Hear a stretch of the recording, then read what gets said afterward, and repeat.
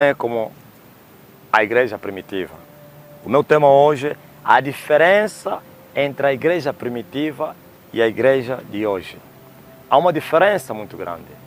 A Bíblia nos mostra que no livro de Mateus, capítulo número 16, no versículo 18, diz a Jesus: pois também eu te digo que tu és Pedro, e sobre esta pedra edificarei a minha igreja, e as portas do inferno não prevalecerão contra ela. Jesus, ele mostra o fundamento da igreja, como a igreja foi edificada, ou seria edificada, e já foi.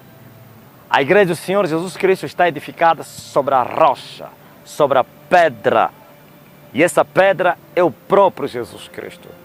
A pedra que os edificadores rejeitaram e que foi posta como principal da esquina. Esse é o fundamento aonde a igreja está sentada.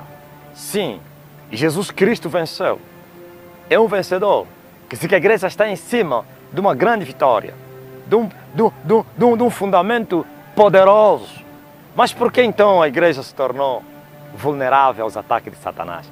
Ok, o apóstolo Pedro, na sua primeira carta aos Coríntios, no capítulo 3 e versículo 10, ele mostra isso.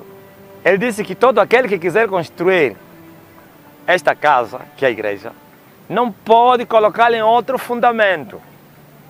Sim, mas já existe um fundamento que é Cristo.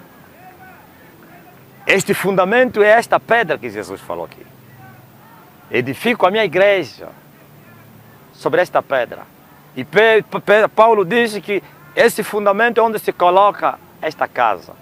Mas há muitas pessoas construindo casas ou igrejas em cima de outros fundamentos. Outros fundamentos Satanás não vai respeitar. Outros fundamentos o mundo não vai respeitar. Mas sim, sobre o fundamento que se chama Jesus Cristo. Mas também há uns que edificaram as suas casas sobre o fundamento que se chama Jesus Cristo, mas usaram outro material. É possível edificar uma igreja sobre o fundamento que se chama Cristo, ou sobre a rocha que se chama Cristo, e edificar esta casa com outro material. O apóstolo Paulo, nessa mesma carta, ele diz que existem 3 materiais verdadeiros que se edifica com ele a uma casa. Paulo diz: ouro, prata ou pedras preciosas. Essa é a verdadeira igreja, sobre o fundamento que se chama Jesus Cristo. Mas também existe outro material que é falso, que é vulnerável, que queima pelo fogo. E Paulo diz: palha, feno, madeira. Ou então madeira, palha e feno.